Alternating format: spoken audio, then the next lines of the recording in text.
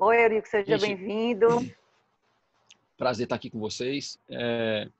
Eu não preparei nada para essa interação hoje com vocês, porque eu fui convidado nessa capacidade de falar sobre o que eu faço, né?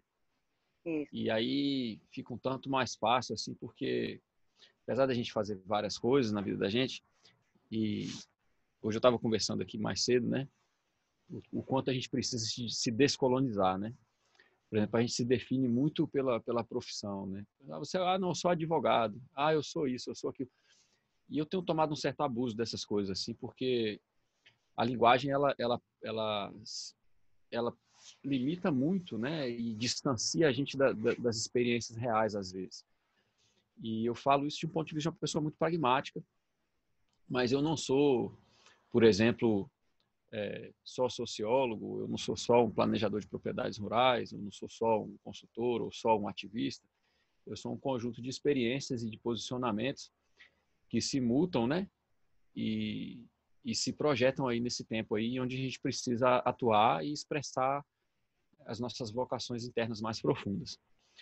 Então, eu queria agradecer, Gabriela. Eu vou, se eu me alongar, gente, vocês, por favor, podem me censurar aqui, tá? Primeiramente, eu queria começar pela questão da permacultura, né?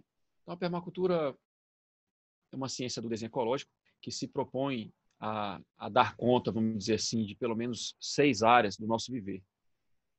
Então, a gente fala, por exemplo, da habitação, a gente fala, por exemplo, da questão energética, a gente fala da questão da água, do manejo dos resíduos, da produção de alimentos, e a gente fala também de uma situação que é muito urgente no nosso viver, que é o desenho de sistemas econômicos e legais, né, que dentro da permacultura são chamados de estruturas invisíveis, para que a gente possa também organizar essas coisas que a gente não vê, mas que, no entanto, orientam tanto o nosso jeito de viver no mundo. Eu não sou permacultor, e eu digo isso bem tranquilamente, porque esse posicionamento meu já gerou um certo estresse com algumas pessoas, mas ele é um posicionamento real, porque eu não uso a permacultura para desenhar, eu uso outra ferramenta. Eu estudei muito a permacultura, fiz cursos de permacultura e acho que é uma das melhores alternativas que a gente tem para preparar as várias transições que a gente precisa fazer. E eu digo várias transições porque, assim como a gente é um ser multidimensional, no sentido, não no sentido espiritual, mas no sentido de possibilidades de expressão do ser, né? A gente também é multivetorial. Então, existe uma transição que precisa ser feita de uma agricultura industrial para uma agricultura agroecológica, existe uma transição que precisa ser feita de pensares e organizações centralizadas para organizações distribuídas, existe uma transição que precisa ser feita da cidade para o campo urgentemente, né? E existe uma transição que precisa ser feita de um posicionamento de consumidores que apenas escolhem produtos e rótulos para uma posição onde a gente passa a ser produtores. Produtores não no sentido do capital, da sociedade, mas produtores no sentido de produzir ou de materializar, vamos colocar assim, a expressão da nossa plenitude no mundo, né? Então, se tratando disso, eu vou explicar então um pouquinho também a questão eu uso para desenhar a escala de permanência da linha-chave, que é muito pertinente com o que a Gabriela vinha falando aí, porque o Yeomans, que foi quem criou essa abordagem de desenho, é um australiano, fez isso na década de 50 do século passado. Ele escreveu um livro muito importante chamado Cidade e Floresta. E esse livro ele é todo dedicado exatamente a essa proposição da Gabriela, que é assim, como que a gente poderia planejar espaços urbanos que fossem harmonizados com a topografia, com o relevo, e que tivessem, tanto na obtenção quanto no manejo da água, uma de suas características centrais. Então, no Cidade e Floresta, o Yeomans propõe, então, que a gente tenha esses espaços, como a Gabriela falou, de tratamento dos efluentes, de captação da água, de redistribuição, mas isso requer todo um planejamento urbano que ele seja muito mais delicado com a topografia. Percebo que hoje, grande parte da desconexão que a gente tem com relação ao nosso viver no mundo é que vem de uma cegueira energética. Nós, por várias razões que eu vou falar daqui a pouco, nós nos desconectamos da quantidade de subsídio energético que a gente tem com os combustíveis fósseis, né? Não só o petróleo, mas o gás, o carvão mineral e tal. Esse subsídio, ele permitiu com que a gente planejasse cidades e sistemas de produção, de distribuição de alimento e de consumo, que eles são totalmente unidimensionais. Veja bem, o que a gente chama hoje de habitação, né, não é sobre morar, é sobre mineração, é sobre cimento, é sobre ferro, né, e consequentemente o preço é a destruição do meio ambiente. O que a gente chama hoje de agricultura não é sobre produção de alimento, também é sobre escoamento de petróleo e derivados, né, de combustíveis fósseis. E isso é muito claro quando você passa a entender que se um agricultor, um pequeno agricultor ou uma agricultora, um campesino ou campesina, tivesse que sempre gastar 10 calorias para produzir uma de alimento, essa pessoa rapidamente vai morrer, né? E tudo na natureza é assim. Se um animal que é um predador, ele gasta mais energia para caçar do que a caça que ele consome para se alimentar, ele vai morrer de fome. E, de fato, o que a gente tem feito é isso. A gente tem levado a humanidade a uma situação de inanição. Porque tudo que a gente faz é muito subsidiado, é quase 100% subsidiado pelos combustíveis fósseis, que é uma energia muito densa, muito poderosa, armazenada em torno de 3 milhões de anos atrás, que é uma energia solar, né, que bateu em florestas e tal, e a matéria carbônica se fossilizou debaixo do solo, e a gente hoje tem essa densidade. A média dos seres humanos hoje é como se a gente vivesse no mundo com 50 escravos. É uma média, né? Porque obviamente que a elite e as classes mais altas vivem com muito mais escravos energéticos, né? E a gente continua subsidiando a qualidade de vida de uns com a dignidade de outros, né? Pretos, pobres, pardos, indígenas continuam sendo humilhados para que uma elite supostamente branca possa viver mais confortavelmente. Então, voltando ao cerne da questão, que é essa situação da desconexão energética, as cidades, então, e os nossos sistemas de produção de alimento, eles são basicamente, o objetivo escondido deles, né, a agenda secreta desses sistemas que a gente criou, é a concentração de renda, o enriquecimento de pouquíssimas corporações, e a gente tem a ilusão de que as cidades vivem para acolher pessoas. Elas não vivem para acolher pessoas, elas vivem para escoar combustíveis fósseis, elas vivem para escoar produtos de mineração, e tem as pessoas simplesmente como um jogo um peão nesse jogo aí de concentração de renda e poder. Operadores desses fluxos, né? Operadores desses fluxos. Não, a gente não é operador não, porque o operador ele tem agência, a gente nem agência tem. Então nós somos... É gado. Fudido mesmo. É gado. É gado. Mas enfim, aí a escala de permanência, então, ela tem essa proposição da gente planejar com mais sensibilidade em relação ao relevo e a água como um dos elementos centrais. Por que a água como um dos elementos centrais? Porque ela tanto serve para produzir energia, porque ela é fundamental para a nossa produção de alimento, assim como ela serve para conduzir os efluentes também. E ela é uma das coisas que mais causa erosão. Então, a harmonização da água nos nossos processos de embasamento da vida na cidade é central. Então, fica uma dica aí, eu estou trabalhando na tradução e autorização desse livro para o português, chama Cidade e Floresta, vai sair em breve. E aí eu volto para fazer uma consideração, assim, para abrir também um pouquinho para a pergunta. Eu estou fechando em torno de 10 minutos, para ter uns 5 minutos para poder interagir com vocês em termos de perguntas, se tiver, né? A permacultura, então, teve como base, principalmente no seu capítulo sobre água, né, a escala de permanência. E tem uma genealogia da escala de permanência na permacultura, porque a escala de permanência ela já pensava sistemas de produção com as árvores, né, como o elemento principal da paisagem, talvez 20, quase 30 anos antes da permacultura. E só que quando a escala de permanência foi englobada pela permacultura, por razões que eu não só posso assim supor, eu não posso afirmar, ficou escondido um pouco do mérito da escala de permanência dentro da permacultura, que é um mérito muito central. Ela é uma pedra fundamental muito grande da permacultura e ela em si e por si só tem uma metodologia de desenho que eu acho muito mais intuitiva e muito mais eficiente para propriedades rurais, que é uma escala de permanência no sentido de que você trabalha das coisas que você tem menos condição de alterar para as coisas que você tem mais condição de alterar rapidamente. Então, essa escala, ela não só liga a gente com o relevo de uma maneira muito sutil e elegante e eficiente, como ela também nos dá uma ordem de prioridade na execução do planejamento e implementação das coisas em uma propriedade rural. E aí, no caso, depois ele adaptou para a cidade, né? Então, a gente tem a camada 1, o clima, a gente faz toda uma análise, como aquela da agronomia faz a edafoclimática, a gente faz toda uma análise do clima. Na camada 2, a gente faz uma análise geográfica, e aí tem concentrações, populações, centros mais próximos, pontos de acesso, análise de setores, tudo isso já existia, né? Na camada 3, a gente faz um estudo da água, que está intrinsecamente ligado com relevo.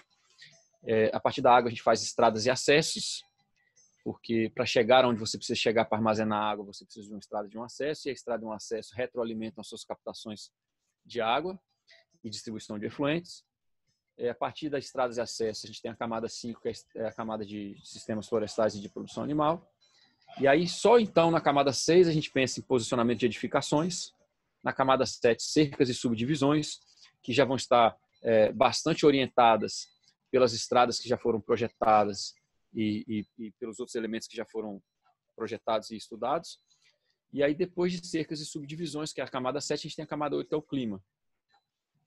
Um outro planejador de propriedade rural australiano, que ele chama Darren Doherty, ele criou uma adaptação, que é a gente colocar na camada 1, que é o clima da mente. E aí, com isso, a gente trazer para a camada 1 a tomada de decisão holística.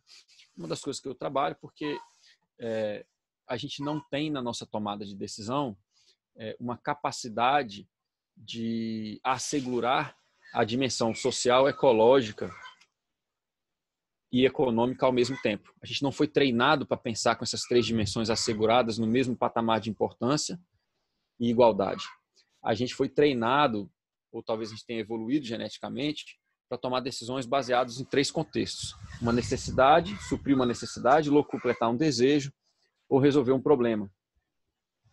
O problema é que essa tomada de decisão imediatista, que servia muito bem para caçadores e coletores, para sociedades tribais, etc., a partir do momento em que a gente encontra os combustíveis fósseis e tem um poder destrutivo muito grande, ela se torna muito degradante.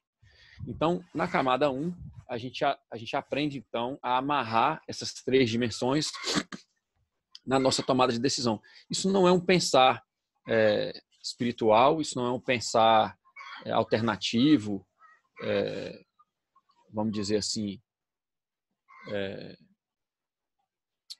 porque quando a gente pensa no alternativo, o que eu estou querendo dizer é o seguinte, não é um pensar assim de sociedade alternativa, que abnega a questão do material. É realmente um pensar holístico. O pensar holístico ele precisa incorporar e dar conta da dimensão material também, que é econômica.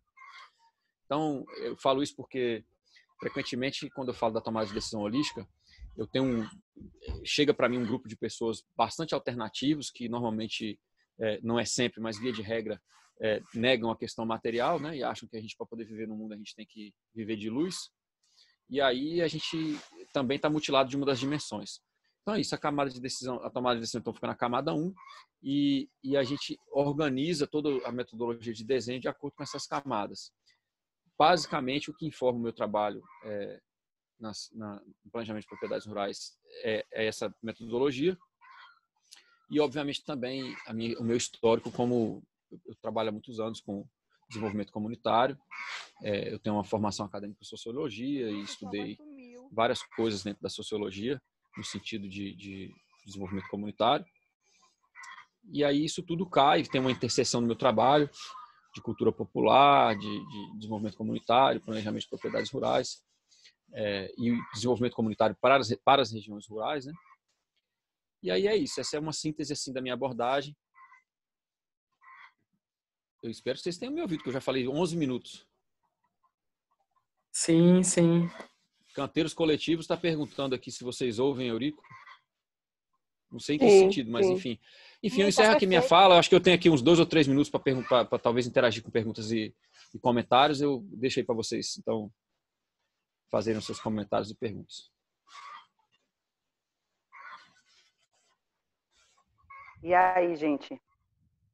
Algum comentário, perguntas para Eurico?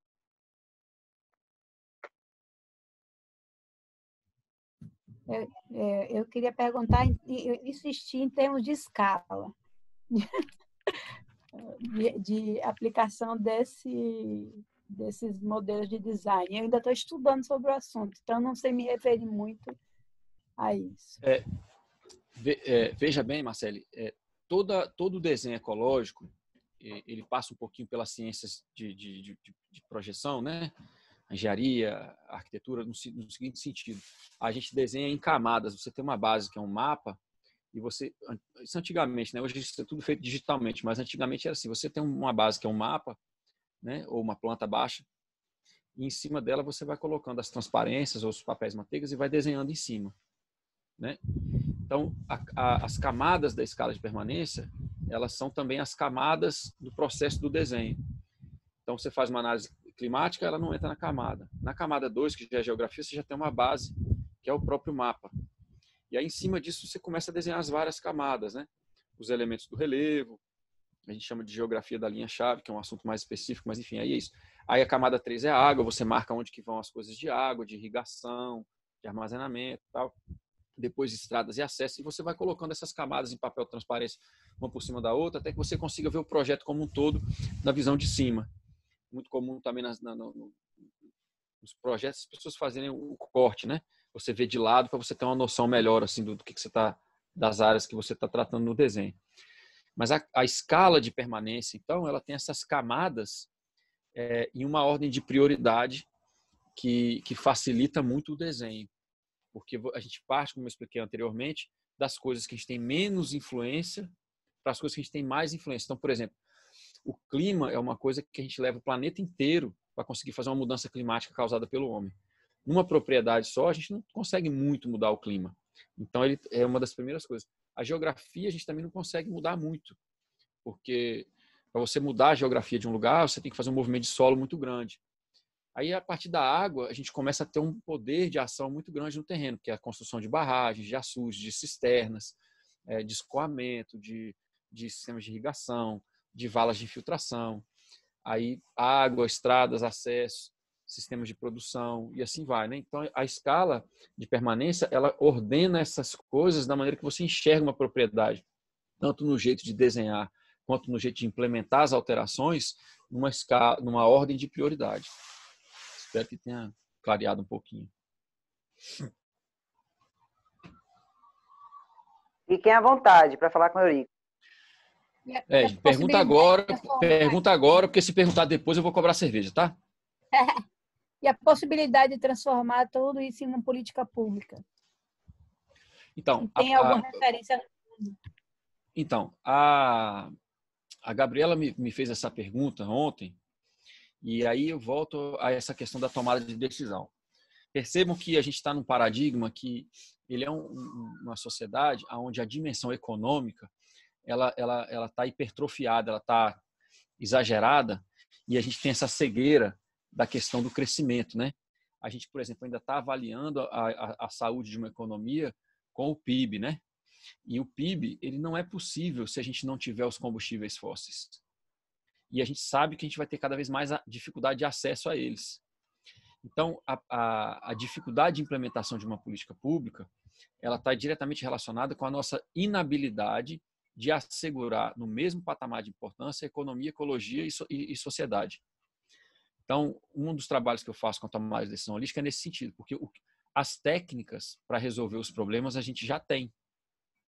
O que a gente não tem é um pensar ou uma priorização das dimensões. Então, a gente precisa fazer com que as pessoas entendam a necessidade de viver hoje sem usurpar o futuro das outras gerações que vêm depois da gente. E, de fato, o que a gente está fazendo é isso. A gente só tem água hoje nos lençóis freáticos porque as civilizações que viveram antes da gente não exauriram aquele recurso. Mas os nossos netos, e talvez mesmo os nossos filhos, talvez não tenham a mesma quantidade de água, que também é um recurso fóssil, é finito, não é infinito, né? Talvez não tenham acesso a essa quantidade de água, porque o jeito que a gente vive hoje depleta recursos. Então, as cidades, elas depletam solo no campo, elas depletam água do lençol freático, elas destroem culturas. A cidade é um câncer. Quando as pessoas falam muito da preocupação com a cidade, eu já acho que está um pouco fora de ordem a preocupação, porque a preocupação deveria ser, primeiramente, com a tomada de decisão, que conseguisse ser ecológica, social e econômica, e num segundo momento, a ordem de prioridade seria muito importante que as pessoas entendessem que a gente precisa desinchar as cidades. O campo não pode existir para alimentar a cidade. Isso é uma injustiça, isso é uma opressão. O campo tem que existir por si e para si. A cidade se criou, que se vire. Eu quero ver. Faça isso. Vamos deixar de subsidiar a qualidade de vida de quem vive na cidade com a dignidade de quem vive no campo, que eu quero ver a cidade continuar com a densidade que ela tem. Então, assim, eu entendo a necessidade das políticas públicas e eu entendo que a gente tem um movimento de transição, várias transições, como eu falei anteriormente, mas a gente precisa de criar esse vetor e essa conscientização de que grandes centros urbanos densos, eles são impossíveis. Eu vou repetir, são impossíveis de serem sustentáveis. Por mais que se faça saneamento, por mais que se faça horta urbana, a densidade que a gente tem hoje em uma cidade como Salvador, como São Paulo, e outros centros urbanos que a gente tem, completamente acimentada, pavimentada, verticalizada, é impossível corrigir. É impossível. E aí a gente tem duas opções. Ou a gente planeja, né, e atua nesse planejamento para desinchar dentro de um desenho que vai cuidar das pessoas, da economia e do meio ambiente.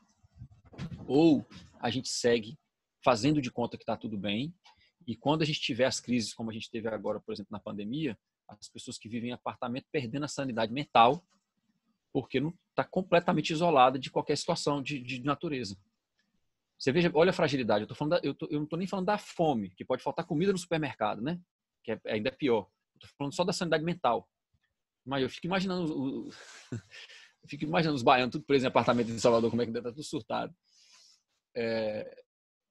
Mas, enfim, é isso. Então, assim, voltando para fechar esse comentário sobre as questões de política pública, a gente precisa de desenvolver políticas públicas que sejam holísticas, né?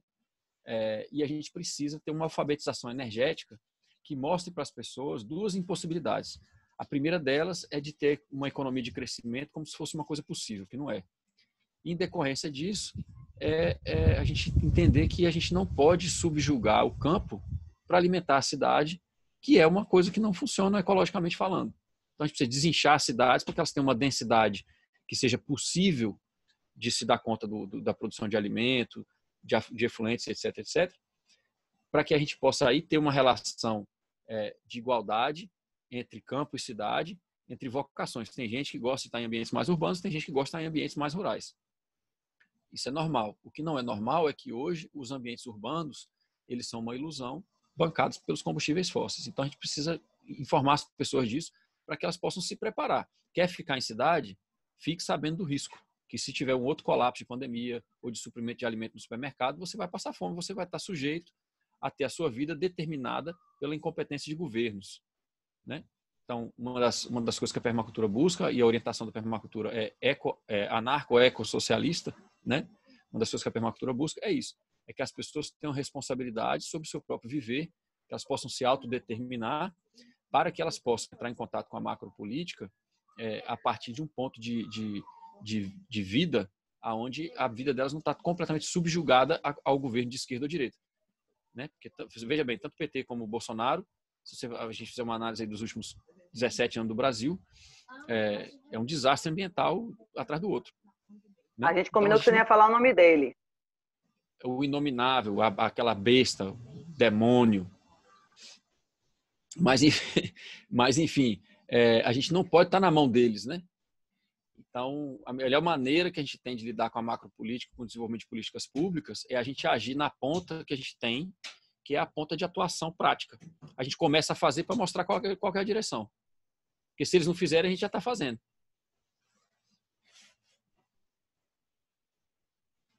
Que maravilha, é isso mesmo. E por isso que eu trouxe para eles essa pergunta, Eurico, que você sabe que eu já comecei o nosso encontro do curso falando sobre isso, e essa coisa de ter um lugar bom para se viver e um lugar ruim para se viver. Que é justamente, a sua fala traz justamente essas composições que formam essa diferença, que é um lugar bom para se viver e um lugar ruim para se viver. Então, o que nós queremos são territórios integrados ecologicamente, e para isso eles têm que ser multifuncionais, e para eles serem multifuncionais não pode ter um lugar que só consome e outro lugar que produz, porque isso não é o que a natureza nos ensina. A natureza nos ensina que tem multifunções nos espaços e que é justamente essa diversidade que vai compor essa saúde desses territórios, que essa saúde ela pode ser expressada, então, na abundância, que é a dignidade de todos os seres que existem ali. E aí eu não falo não só de seres que se mexem, ou que são, por exemplo, as plantas, né? Que não se mexem, mas têm ciclos mais bem definidos, mas também dos seres elementais, que compõem uma expressão de vida mais coletiva e fluida, que é o elemento terra, né? A água que se desloca aí por todo o planeta, as massas de ar, e a quentura, o fogo, né? Então, tudo isso é respeitado. Existe um movimento, Gabriela, que eu acho interessante trazer para o pessoal também, assim, a título de curiosidade, né? Você traz essa coisa do elemental, já uma coisa assim mais trazendo para o pragmatismo os elementos que são talvez até de uma abordagem um pouco mais esotérica. Mas existe um movimento no direito internacional que é o da natureza. Não, é ciências naturais mesmo. Continua, desculpa. Existe um movimento internacional na área do direito que é o da natureza como sujeito de direitos. O direito da natureza, isso. Então, é importante a gente reforçar esses movimentos, assim, conhecê-los, porque eles realmente trazem um novo paradigma de relação com a natureza. Por exemplo, o rio tem o direito de fluir limpo, o solo tem o direito de estar coberto e saudável a montanha com vida. Tem direito, né? A montanha tem direito de existir. Porque senão os caras vão lá e comem ela assim e devolvem reto para os outros, né? Então, já estão comprando. Vocês sabem disso, gente? E depois sujam o rio. Vocês sabem disso, que as mineradoras compram os morros das fazendas no interior do Brasil? Vocês sabem disso? A mineradora chega lá. Isso é uma prática, gente. Mas o que eu sei, Eurico... As mineradoras chegam e falam assim, olha, eu vou comprar o seu morro, eu vou te dar tantos R$1.000, você vai deixar eu entrar ali com máquina, os caras entram com o maquinário, mineram o morro todinho, devolvem a terra plana para o cidadão. Isso é uma prática hoje. E ela é comum, e a gente não sabe. Grande parte da devastação ecológica que a gente tem no Brasil hoje, ela se dá porque as pessoas não abrem mão do privilégio de viver nos centros urbanos. Porque se a gente tivesse o interior do Brasil povoado por pessoas vivendo dignamente, eu duvido que essas pessoas deixariam as corporações fazer o que elas fazem. É uma boa hipótese, porque para isso acontecer, a gente teria que estar com nossa autonomia muito bem desenvolvida, e acho que com isso a gente teria mais capacidade de contrapor essas forças. Mas a gente sabe também falar? Que... Desculpe. Pode sim, Fernando. Isso, eu queria aproveitar a presença de Eurico, ele já ameaçou sair alguma coisa, fiquei com medo. Achei muito interessante, muito lúcida a sua exposição, e eu me lembrei que se encaixa com uma coisa, não vou falar há décadas atrás, quando estava surgindo permacultura, agricultura alternativa e agroflorestas, essas coisas, tinha também pensamento que falava de revolução molecular. Então, eu achei que esse trabalho que tu faz está bem dentro disso. Então, não podemos esperar que sejam feitas políticas públicas, que se tome o poder central dos países. Isso não vai acontecer de forma fácil, nem breve, de forma que a gente precisa ir fazendo revoluções moleculares. Nos lugares no entorno da gente, a gente procurar fazer o que você falou, o planejamento holístico. Então, as cidades realmente estão fadadas ao fracasso. não é essa pandemia apenas veio mostrar a gente de uma forma mais aguda, mais ampla, mas existe uma série de outras fragilidades dos centros urbanos. Por exemplo, a greve dos caminhoneiros levou a desabastecimento, foi uma loucura. As pessoas praticando tráfico de combustível, de remédio, faltava isso, faltava aquilo. A gente vai passar por outras pandemias. Infelizmente, existem outras crises do tipo revoluções, convulsões, cataclismas. Né? Existem várias possibilidades da cidade ficar mais fragilizada e as pessoas ficarem, como você falou, surtando e morrendo e se matando e implantando a barbárie nas cidades. Então, é preciso que a gente crie essas arcas de Noé, esses botes salva-vidas no entorno, nas regiões periurbanas, nos entornos da cidade, que a gente precisa, de alguma forma, ainda estar ligado à cidade para produzir alguma coisa, para receber a nossa renda, mas precisamos ter um lugar que a gente possa viver de forma autônoma, consumindo pouca energia, a energia que a gente gera, a energia eólica, a energia solar, alimentos, e a gente tem uma forma mais frugal, inclusive, de se alimentar, e alimentar com alimentos melhores, e que a gente mesmo possa produzir pequenos animais. Então, eu achei muito interessante e queria que você falasse um pouco sobre isso, como encaixar esse trabalho que tu faz com o que eu falei aqui, que seria a Revolução Molecular, é a gente criar as comunidades alternativas que a gente vê na Chapada dos Veadeiros, Chapada dos Guimarães, Alto Paraíso, Capão, Chapada Diamantina, e tem alguns do litoral, Norte, Valença, Ilhéus. Então, tu dá uma falada sobre isso, eu achei muito interessante que se encaixe. Eurico, você vai responder Fernando, mas antes eu quero só falar uma coisa para não passar, que é sobre a gente situar a autonomia. Né? Porque se a gente pensa a autonomia num campo da competição e do sistema capitalista, a gente vai justamente no rumo da desconexão. E quando a gente pensa a autonomia no sentido de estar consciente e apto a desenvolver as atividades que são necessárias para a sua vivência, né? E isso estando conectado com a biodiversidade, porque a inteligência do planeta é uma autonomia baseada na cooperação.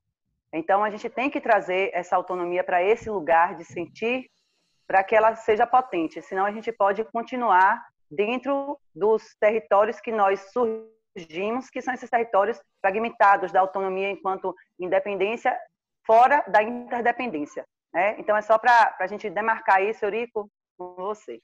Eu queria então, eu vou fazer a repescagem do seu comentário e aí volto no comentário do Fernando, tá? Olha só. Só dizer para os nossos convidados que está difícil não parar com o Eurico, mas a gente vai encerrar com ele para vocês entrarem também, viu? Ai! Então, eu por favor, fiquem à vontade, né? Porque se me perguntar, eu respondo. Continua você, Eurico. Eu falei só porque eu achei que era importante. Então, gente, olha só. Dentro da genealogia da permacultura, existe uma influência que eu acho que ela passa um pouco pelo comentário da Gabriela e passa um pouco pelo comentário do Fernando, que é o seguinte. Existe o Koprotkin, que é um teórico do anarquismo, que baseou um anarquismo por fora das questões marxistas e por fora das questões socioeconômicas da Europa, na época em que começamos a pensar capitalismo, socialismo, marxismo, né? Ele pensou isso através da cooperação e da relação dos povos autóctones do norte da Europa, os inuitas, o pessoal da Islândia, o pessoal que vive naquela situação de gelo muito extremo, né? E aí ele derivou daquilo ali uma cadeia de pensamento que ela mostra muito claramente para a gente que não é a competição que nos trouxe como espécie até onde a gente chegou, é a cooperação. Influenciado por esse pensar do Koprotkin, o David Homigan até mais um pouco do que o Bill Mollison, eles falam muito o seguinte, que a nossa busca não é pela autossuficiência, a nossa busca é pela interdependência, pelo entendimento da interdependência. Quando a gente parte do pressuposto que a natureza opera em todos os padrões, muito pouca coisa, ou quase, talvez nada do que a gente faça, não vai repetir em alguma escala a natureza. Então, nesse sentido, a gente, embora não veja, porque a gente está subsidiado pelos combustíveis fósseis, nós estamos mantidos por uma malha de ligações do ecossistema, da biodiversidade, né? e a gente precisa trabalhar para manter ela. Agora, de um ponto de vista mais pragmático, dessa questão da revolução molecular, ou da gente partir, por exemplo, por um campo de pensamento que eu estou mais acostumado com ele, que é esse do anarquismo, né? Que é muito parecido, e informados por Gandhi, por Buckminster, grandes pensadores, assim, filósofos que sedimentam para a gente esse caminho aí do pensar regenerativo. Então, Gandhi falava assim, a gente precisa ser a mudança que a gente quer ver no mundo. O Buckminster falava assim, olha, não combata um paradigma que você julga obsoleto, você tem que criar um novo que torne o atual obsoleto, porque você coloca toda a sua energia na criação de uma coisa que funciona e o que não funciona simplesmente deixa de existir. Você não cria uma tensão. Essa tensão que a gente vê hoje no Brasil entre direita e esquerda, que é praticamente incompetente de mudar a realidade do Brasil. Seja o PT ou seja o inominável, né? Mas ambos são tão impossibilitados quanto, porque são amarrados na economia do crescimento. Então, para fechar com o pensamento do Fernando, a gente precisa sim pensar em interdependência, em mudança de dentro para fora, e a gente precisa pensar nesse planejamento da nossa vida com essas três dimensões, social, econômica e ambiental, e a gente começar a analisar qual que é a autonomia e a resiliência que a gente tem em relação a essas três dimensões. E à medida que a gente vai se aprofundando nesse estudo, que a gente vê que a gente não tem autonomia nessas áreas, a gente vai buscando ocupar territórios onde a gente tenha mais autonomia nesse sentido. Esses territórios são mais possíveis de realizar à nossa volta a solidariedade, a empatia, o humanismo, né? É muito mais difícil fazer isso na cidade. Eu, por exemplo, eu tenho amigos paulistas, mas eu odeio São Paulo. As pessoas já agem grosseiramente por necessidade, né? Porque aquilo é uma situação surreal. Mas aí, só para eu fechar também, uma coisa do pragmatismo, que é o seguinte, várias pessoas que têm estudado essa questão das mudanças climáticas e a iminência dos colapsos social e ecológico, né? Vem informando para a gente que a gente precisa se posicionar estrategicamente porque a gente vai ter conflito. Os conflitos serão inevitáveis, né? Então, por mais que a gente tenha um lugar onde a gente fomenta para que ele possa trazer solidariedade, empatia e humanismo, esse mesmo lugar também tem que ser consciente coletivamente, né, de que a gente pode sofrer invasões, de que a gente pode sofrer violências e etc, etc. Então, por exemplo, tem pessoas que eu conheço que já buscam comprar terras onde você não consegue chegar nem de moto nem de carro comum, você só chega de 4x4. Porque as pessoas já sabem. Gente, quando houver uma outra pandemia dessa, ou quando começar a ter uma crise econômica, a gente já está vivendo ela.